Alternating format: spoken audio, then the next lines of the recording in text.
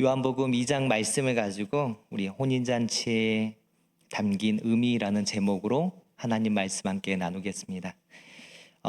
보통 이제 요한복음 2장 1절부터 11절까지의 그 말씀을 보면 이제 가나 혼인잔치 해서 많이들 이 가나 혼인잔치부터 시작해서의 7가지 표적에 대한 부분들을 많이 설교하십니다.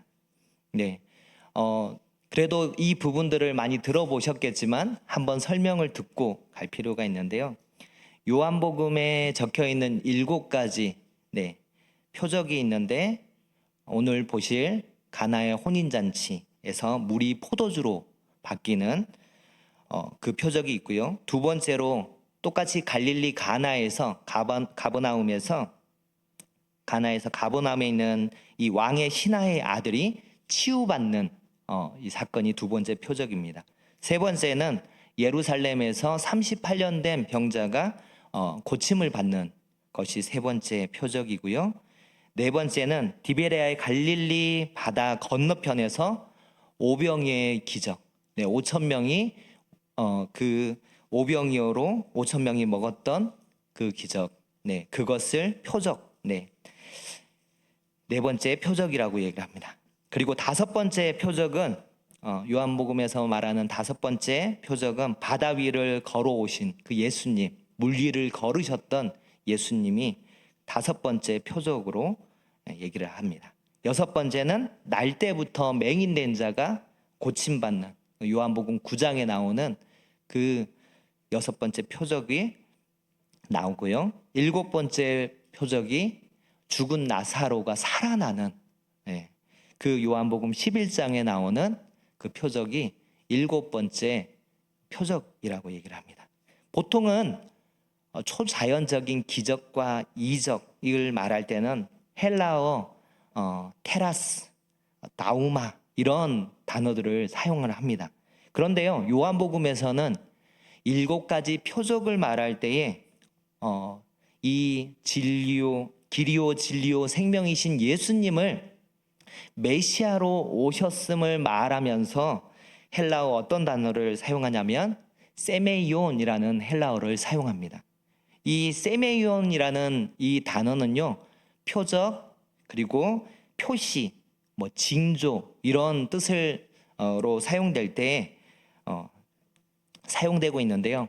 말 그대로 이 단어의 말 그대로 표지판을 말합니다. 표지판은 어떤 메시지를 담고 있으면서 어떤 사실을 우리에게 알려주죠. 그것처럼 이러한 이 7가지 표적을 통해서 어떤 사실들을 우리에게 알려주고 있는데 그것이 무엇이냐면 예수님이 메시아입니다. 이 사건들을 7가지 이 표적을 통해서 그분이 길이요 진리요 생명 되십니다 라고 하는 것을 이렇게 잘 보여주고 있습니다. 그런데 오늘 이 첫 번째 갈릴리 가나에서의 혼인잔치, 왜 혼인잔치에서 첫 번째 표적이 일어났을까요? 첫 번째는 먼저 왜 혼인잔치였을까? 입니다. 구약을 보면요, 구약에 메시아는 보통 왕, 통치자로 많이 표현이 됩니다. 그런데요, 구약에서 많은 부분 안에서도 신랑 대신 신랑으로 오시는 메시아로 표현된 부분들이 참 많이 있습니다. 대표적인 부분이 시편 45편인데요. 시편 45편에도 8절까지는 왕의 모습을 그리고 있어요. 그런데 9절부터는 신랑의 모습으로 신부를 맞이하는 그 모습이 그려집니다. 그리고 많은 사람들이 왜 아가서가 왜 이런 내용이 정경에 포함되어 있습니까? 왜 성경 66권 안에 이 아가서가 포함됐습니까? 라고 하는 의문들을 많이 가지고 있는데 아가서를요 어떻게 보시면 되냐면 신랑으로 오신 예수님이 신부인 우리를 사랑의 눈으로 바라보면서 맞이하는 그것으로 읽어가시면요 이상한 내용이 아니라 감동이 됩니다. 허물 많은 나의 모습인데, 그때 당시에는 여기에 그 여인이, 아가서에 나오는 그 여인이 까맣고요, 사람들이 별로 아름답게 보지 않을 모습일 수도 있어요. 그런데 이 여기에 나오는, 아가서에 나오는 이 신랑은, 이 왕은요, 굉장히 그 신부를 아름답게 맞이해 줍니다. 그리고 아름다운 그 눈으로 바라볼 때, 사랑의 눈으로 바라볼 때 아름다운 모습을 막 표현하고 있어요. 하나하나 다 눈에 보일 때 어때요? 네, 뭐가 씌었는지 다 좋게 보이는 그것으로 표현하고 있는 것이, 메시아로 오시는 그분이 우리를 신부로서 바라보는 그 이야기들로 아가서를 기록하고 있습니다. 그래서 다시 한번 읽어보실 때는요, 못난 나를 하나님이 이렇게 바라보고 계시는구나 라고 하면서 오히려 감동이 되실 거예요. 그래서 아가서가 여기 66권 안에, 정경 안에 들어가 있는 겁니다. 그리고 하나님께서 호세아 선지자에게 무엇을 명령하세요? 음란한 여인을 아내로 맞이하라라고 그렇게 말씀하시죠. 하나님의 신부로 살아가야 될 이스라엘이, 남유다가 그렇게 살아가지 못하니까 어때요? 이스라엘을 간음한 여인으로, 그리고 음란한 여인의 모습으로 이것을 그려내고 있는 거예요. 그래서 이스라엘이 다시 아름다운 신부의 모습으로, 거룩한 신부로 다시 돌아오기를 원하고, 그 신부를 언제라도 기다리는 그 하나님의 모습을 호세아 선지자를 통해서 우리에게 말씀하고 있습니다. 또 구약 안에 우상 숭배하고 많은 죄악 가운데 있는 그 북이스라엘 남유다의 그 모습들을 계속해서 어떤 단어를 사용하냐면요, 음녀, 간음한 여인, 이런 표현들을 사용합니다. 계속 구약 안에 어떤 내용을 담고 있다고요? 하나님께서 메시아로 오시는 그분이, 신랑 되신 그분이 신부로 우리를 맞이하는 그 모습, 메시아가 신랑의 모습으로 오시는 것을 구약 안에서도 끊임없이 그리고 있다는 거죠. 그래서 메시아로 오신 예수님이 물을 포도주로 바꾸는 이 첫 번째 표적이 어떤 사건 안에서요? 혼인잔치. 혼인잔치 안에서 이 첫 번째 표적이 그려집니다. 굉장히 의미 있게 첫 번째 표적이 혼인잔치 안에서 그렇게 이루어지는 것이죠. 그리고 이 혼인잔치를 통해서요, 중요하게 좀 봐야 되는 게 뭐냐면 11절입니다. 11절에 뭐라고 말씀하냐면, 예수께서 이 첫 표적을 갈릴리 가나에서 행하여 그의 영광을 나타내심에 제자들이 그를 믿으니라.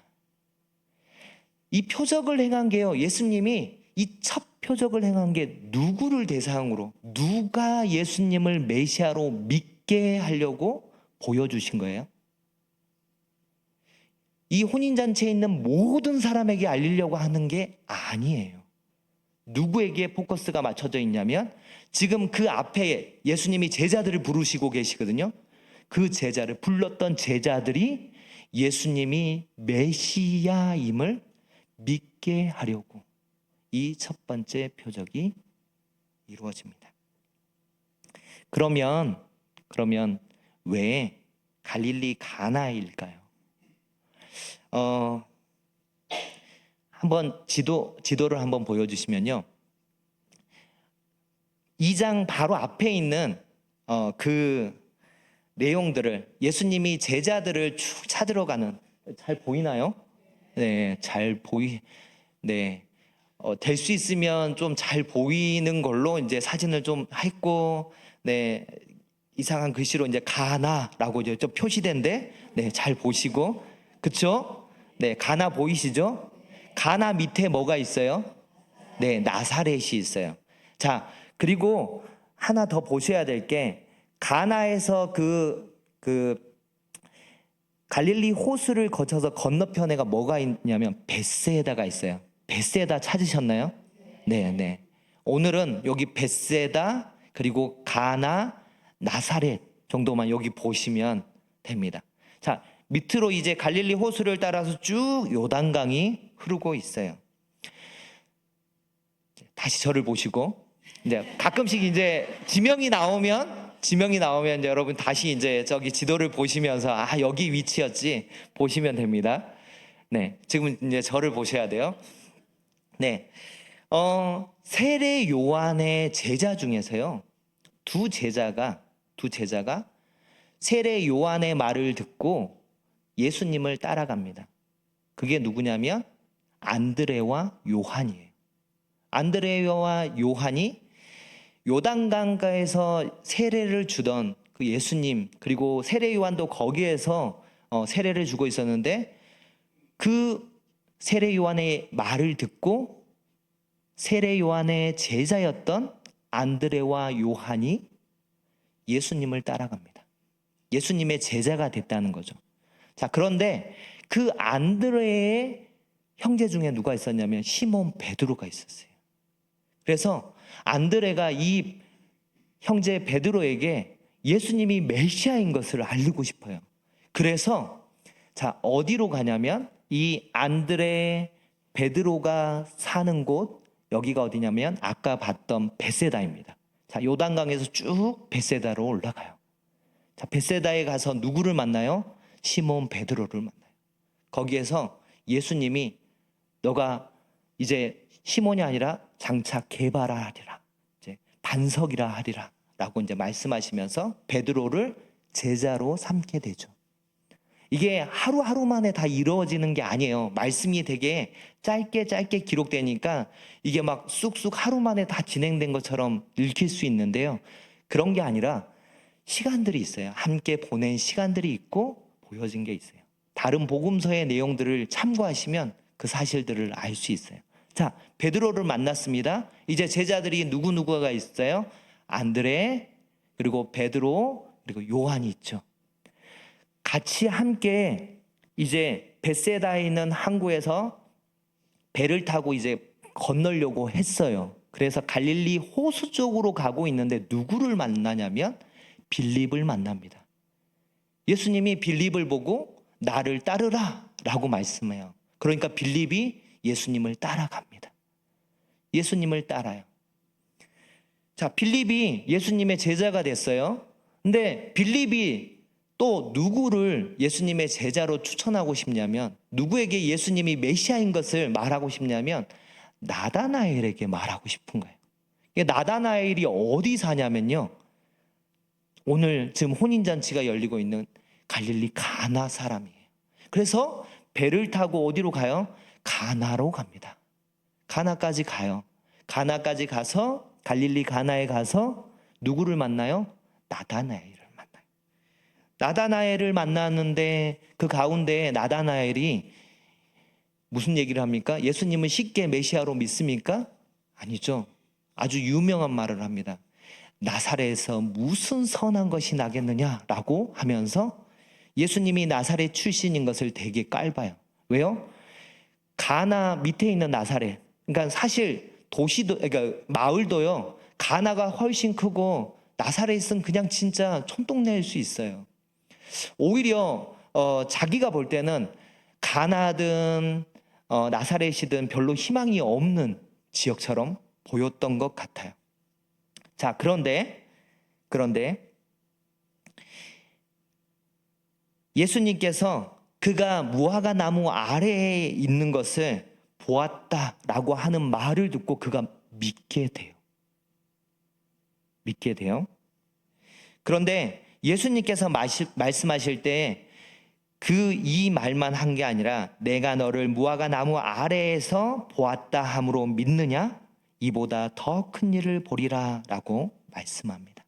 그런데 아마 이때 이제 이렇게 얘기하고 나서 따로 성경에서는 얘기하고 있지 않으니까 이 바로 이어지는 아마 더 큰 일을 보리라 라고 하는 말씀이 이 혼인잔치에서 물이 포도주로 바뀌는 이 사건과 이후에 또 갈릴리 가나에서 두 번째 표적이 일어나는데 네, 왕의 신하의 아들이 고침받는 그 사건들을 예수님이 얘기하는 게 아닐까라는 생각이 듭니다.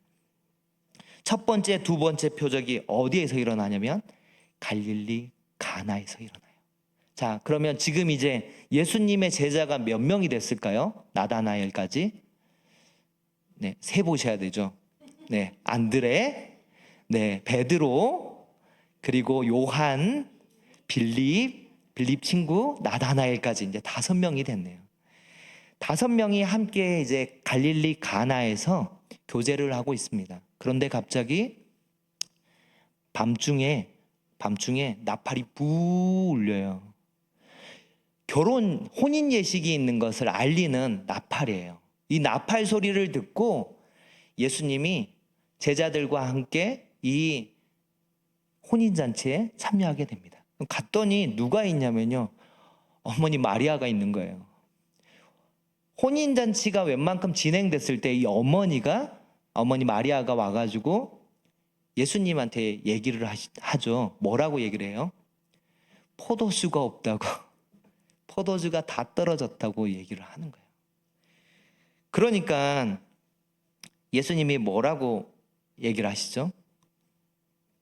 네, 굉장히 다들 알고 있는 것은 예수님이 왜 이리 엄마한테 건방져? 이러면서 얘기하는, 여자여 나와 무슨 상관이 있나이까? 내 때가 아직 이르지 아니하였나이다. 그런데요, 자, 7일 동안 혼인잔치가 진행되는 이 가운데 제가 나중에 뒷부분에 이제 이 갈릴리 가나의 혼인잔치에 대한 부분들을 좀 얘기를 할 건데요. 혼인잔치가 진행될 때에 이 혼인잔치에 진행되는 모든 것을 누가 준비를 해야 될까요? 신랑이 준비를 해요. 신랑이.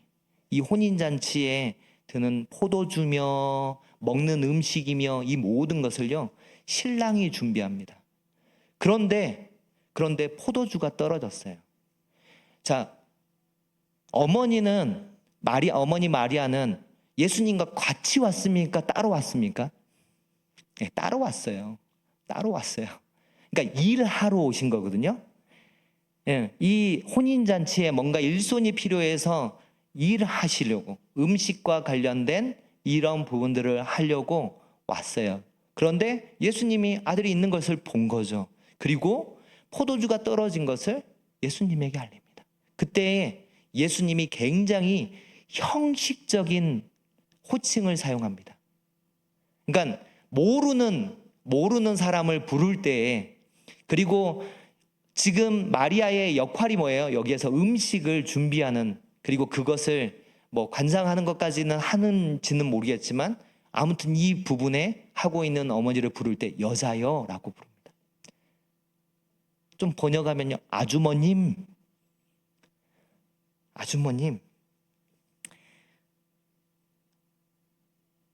저는 이 혼인잔치에 신랑이 아니에요 라고 얘기하는 뜻이에요. 내 때가 이르지 않았다. 나랑 상관이 없습니다. 그렇잖아요. 진짜 형식적으로 얘기를 하는 거예요. 어머니는 어머니의 역할을 하러 오셨고, 저는 지금 신랑으로 이 혼인잔치에 참여한 것이 아니라 혼인잔치에 손님으로 참여를 한 거잖아요.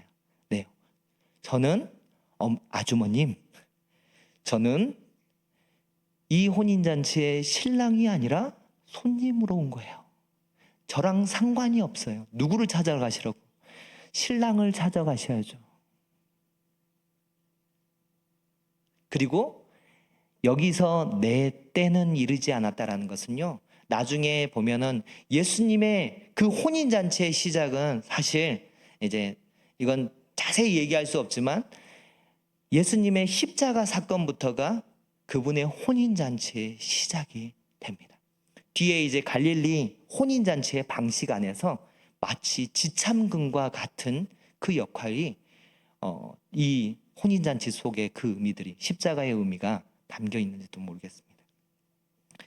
그렇게 얘기하는 가운데 예수님의 어머니가 어떻게 해요? 네, 그래도 하인들한테 시키는 대로 해라, 순종해라 라고 얘기를 하고 갑니다. 그런데 이 물이 포도주로 바뀌는 것을 누구를 위해서 했다고요? 예수님이? 어머니를 위해서 했습니까? 아니면 여기 혼인잔치의 신랑을 위해서 했습니까? 아니요. 11절에 분명하게 얘기하고 있는 것은 뭐냐면요, 제자들이 자신을 따라갈 때 내가 메시아인 것을 알게 하려고, 그 믿음을 갖게 하려고 이 첫 표적을 행하십니다. 이들에게 있어서는요, 이들은 갈릴리 출신이에요. 갈릴리 지역의 혼인잔치는 다른 지역에 좀 혼인잔치와 특별한 부분들이 있습니다. 이 부분들을 좀 알면 훨씬 더 이 표적에 대한 의미뿐만 아니라 예수님께서 왜 신랑으로 오셨는지를, 그리고 왜 예수님이 이 당시에 예수님이 이집트로 갔다가 왜 그 나사렛이라는 갈릴리 지역에 이곳으로 터를 잡게 됐는지에 대한 부분들이 조금은 이해가 될지도 모르겠어요. 2020년 11월, 그러니까요, 코로나가 한창일 때 어떤 영화가 나왔냐면요, 가나의 혼인잔치 언약이라는 영화가 나왔습니다. 그런데 그 영화를 코로나 때문에 많이 안 봤겠죠. 많이 안 봐서 이거를 영어로 된 건데요, 미국에서 만든 건데, 이거를 유튜브에 무료로 일정 기간을, 제가 기억하기에는 한 달 정도를 풀어놨어요. 그러니까 코로나에 집에 있으면서 유튜브로 이 영화를 통해서 보면서 믿음을 다시 한번 다지고 예수님의 재림에 대한 부분들을 소망하면서 살아가라고 이 영화를 이렇게 유튜브에 틀어줬습니다. 저도 그때 이제 보면서 갈릴리 가나 안에서 이런 의미들이 있구나, 혼인잔치 안에 이런 의미들이 있구나라고 하는 부분들을 좀 보게 됐는데, 제가 이 부분을 쭉 좀 이렇게 순서대로 한번 좀 갈릴리 지역의 혼인잔치가 어떠한지를 좀 설명하도록 하겠습니다. 유대인들은 기본적으로 2번 결혼을 합니다. 2번 결혼한다라는 부분들이 좀 이해되지 않을 수 있는데, 그것은 약혼을 하고요, 약혼을 하고 그리고 나서 결혼을 합니다. 약혼하면 우리가 이제 생각할 때는 우리도 다 약혼하지 않냐라고 하지만, 이 유대인들에게 이 이스라엘 땅에서의 그 결혼에 있어서의 약혼은요, 이미 법적으로 이제 결혼한 상태예요. 약혼부터가 결혼한 상태예요. 그래서 예수님의 탄생 때를 보면은요, 이 마리아와 요셉이 이 약혼을 했었거든요. 약혼을 한 상태에서 마리아가 성령으로 잉태를 하게 된 거예요. 그 당시에는 이것을 주변의 사람들이 알면 어떻게 되냐면 돌 맞아 죽을 상황이에요. 그것을 감수하고 기쁨으로 하나님을 찬양했던 마리아입니다. 그렇게 이 약혼에 대한 의미가요, 법적으로 이미 결혼으로 진행이 된 거예요. 그러다 보니까 약혼이 있고 이후에 결혼식이 또 진행이 돼요. 그런데 그래서 이제 약혼부터가 좀 보면은요, 우리가 성경 안에서 예수님이 얘기하시는 여러 가지 이야기들 속에서 이 약혼과 결혼에 대한 이 2 결혼 예식에 대한 부분들을 가지고 많이 얘기를 하셨는데, 자, 신랑이 신랑 아버지와 함께 신부의 집으로 갑니다. 갈 때에 이제 정혼했던 그 부분 안에서 이제 약혼식을 하는 부분들을 얘기를 하죠. 그리고 어디로 이동을 하냐면 마을 입구로 이동을 해요. 마을 입구에서 장로들 앞에서 서약이 이루어지는 그것을 해가기 위해서요, 마을 입구로 가는데, 그 약혼 소식이 동네에 다 이제 얘기가 됩니다. 그래서 마을 사람들이 다 함께 따라와요. 그래서 마을 입구에서 이 약혼식이 진행되는 거예요. 그럴 때에 온 가족들도 있지만 따라왔던 그것을 지켜보는 마을 사람들이 무엇이 되냐면 이제 이 결혼을 하는 증인들이 되는 겁니다. 그렇게 약혼식이 진행될 때 가장 먼저 하는 게 뭐냐면요, 먼저 글로 적은 서약서를 신랑의 아버지가 누구에게 전달하냐면 신부에게 전달을 해요. 서약서에는요, 신부에게 하는 약속이에요. 신랑이 이런 부분들을 하겠다라고 하는 이러한 약속들이 서약서에 적혀 있습니다. 그 서약서를 쭉 신부가 봐요. 자, 그리고 그 다음에 진행되는 것이 무엇이냐면, 서약서를 본 이후에 신랑이 이 신부에게 먼저 포도주를 받아서 이 잔에 포도주를 따릅니다.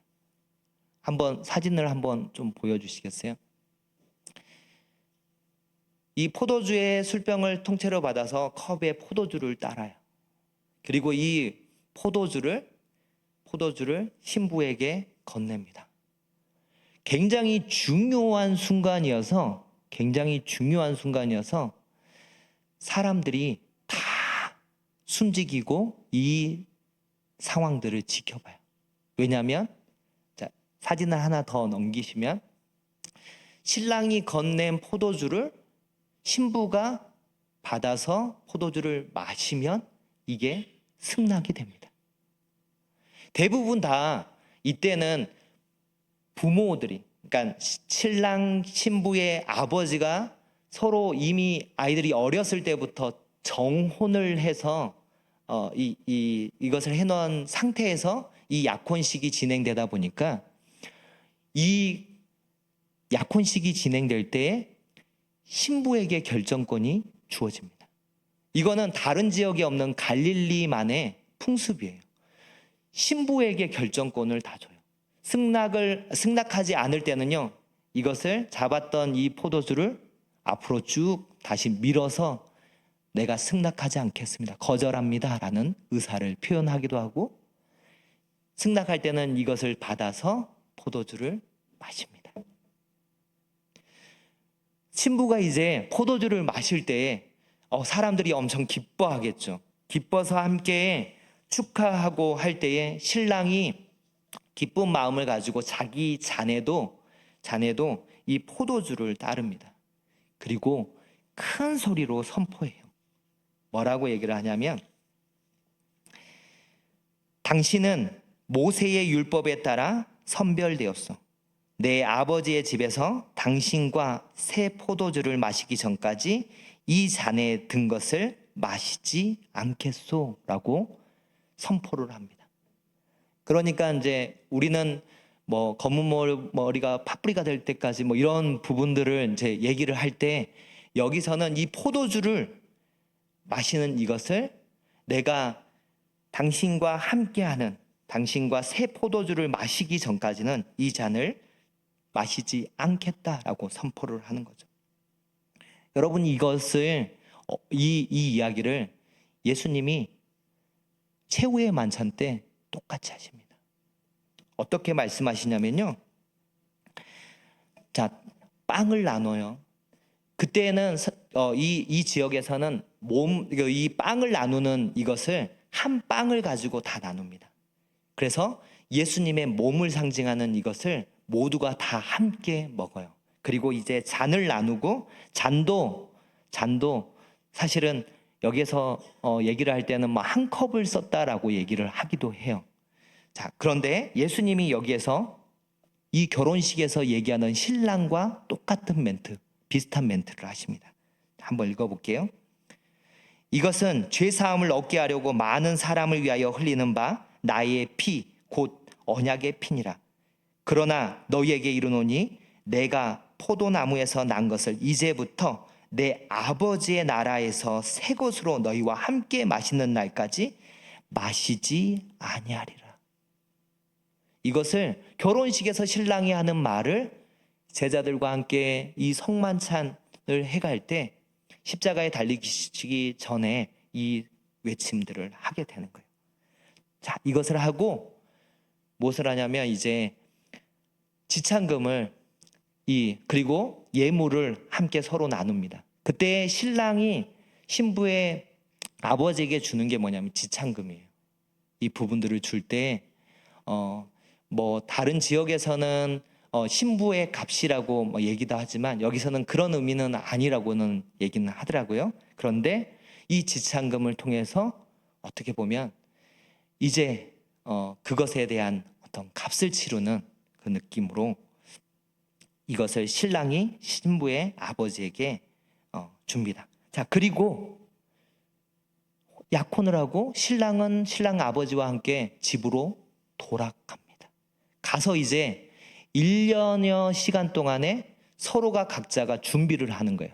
신랑은 무엇을 하냐면 새롭게 살아갈 집을 짓습니다. 그리고 아까 얘기했던 혼인잔치에 그 사용할 음식과 이 포도주를 준비하는 일을 이 1년여 시간 동안에 하는 거예요. 그럼 신부는 뭘 하냐면요, 천을 사요. 천을 사서 드레스를 만듭니다. 그 하얀 드레스를 만들기 위해서 시장에 가든지, 만약에 갈릴리 동네에 만약에 이 시장이 없으면요, 보부상이 올 때까지 기다렸다가 이것을 사서 마음 졸이면서 이 드레스를 만들어 가요. 자, 드레스를 만들었습니다. 자기만 만드는 게 아니라요, 신부의 친구인 그 들러리라고 얘기를 하잖아요. 들러리들과 함께 같이 그렇게 옷을 맞춰서 입고 준비를 합니다. 자, 이제 1년여 시간이 가까워오는데 결혼 날짜를 몰라요. 다른 유대 지역과 중동 지역은요, 이 날짜를 1년이라는 시간들을 딱 정해놓고 날짜와 시간을 정하는데요, 갈릴리 풍습에서는 정하지 않습니다. 신랑도 몰라요. 신부도 몰라요. 누구만 아냐면, 누가 이 시간을 정하냐면 신랑의 아버지가 정합니다. 신랑이 준비될 때, 집을 준비하고 그리고 이 잔치에 이것을 다 준비될 그때까지 봐서 이제 준비되었다. 모든 것이 다 준비되었다. 그래서 이제 신부를 데리고 와라 할 때까지 신랑은 계속 준비를 해야 돼요. 그러면 신부는 무엇을 할까요? 아까 드레스를 만들고 또 무엇을 하냐면 신랑의 집안에 대한 부분들을 또 준비하면서 자기의 순결을 지켜갑니다. 그리고 1년여가 가까울 때는 이제 그때부터 언제 올지 모르는 그 신랑을 기다려요. 기다릴 때 어떻게 하냐면 잘 때 드레스를 입고 잡니다. 들러리들도 친구들도 함께 그날이 언제가 될지는 모르겠지만 항상 기다리고 있어요. 왜냐하면 대략적인 시간 자체는 밤에 오거든요. 한밤중에 찾아와요. 그러니까 잠을 잘 때도요, 항상 그냥 쉽게 잘 수가 없어요. 그렇게 언제 올지 모르는 그날이 이제 신랑의 아버지가 이것을 허락해 줄 때 드디어 신랑이 등장합니다. 이것을 예수님이, 제자들이 계속해서 물어봐요. 예수님이 이제 내가 아버지의 집에 가야 되겠다, 그리고 너희를 위해서 집을 예비하겠다 라고 하는 말씀을 하시는데요, 이 결혼 예식이 그 의미들을 다 담고 있어요. 예수님이 그 말씀하시는 게 뭐냐면 신랑으로서 내가 아버지의 집에서 너희를 위해서 집을 예비하러 가는 거예요. 신부를 위해서, 신부를 맞이하기 위해서 가고, 그리고 아버지가 그 때를 알릴 때에 내가 다시 오겠다, 와서 그때는 뭐예요? 신부를 데리러 오는 거죠.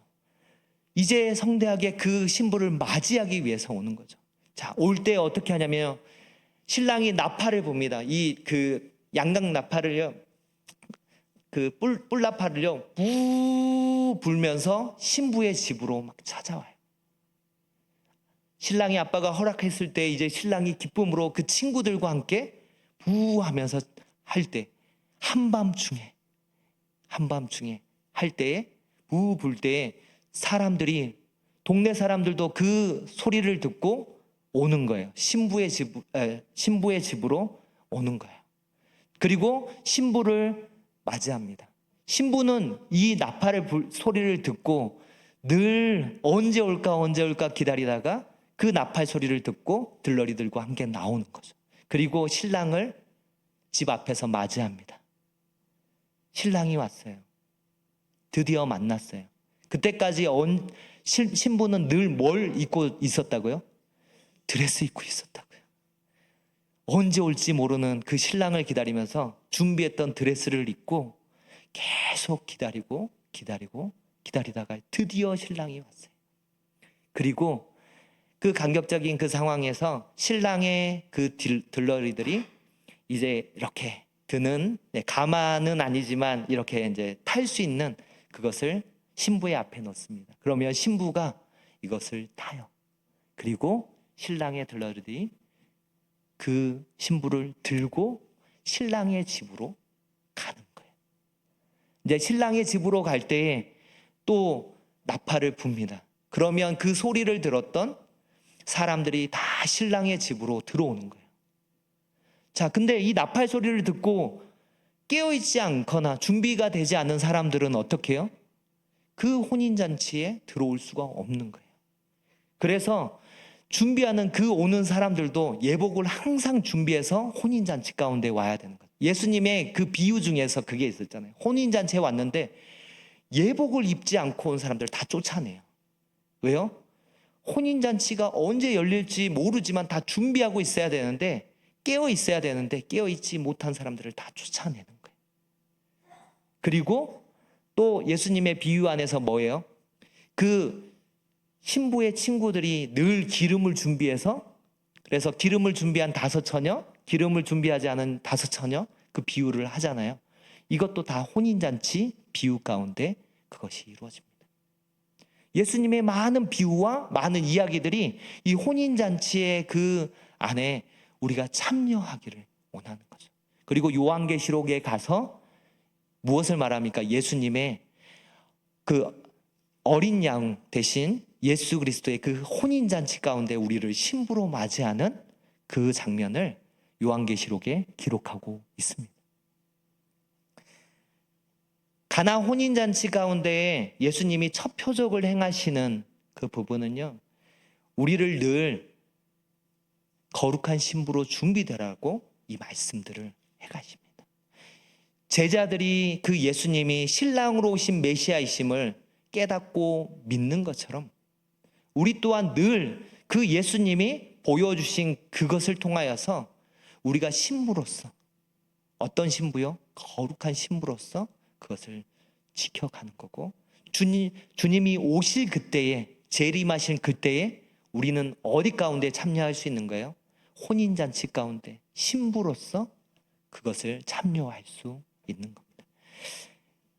말씀을 마치려고 합니다. 가나 혼인잔치 가운데 예수님이 첫 표적을 행하셨습니다. 그 이유는 예수님이 메시아임을 믿게 하려고 그렇게 하셨습니다.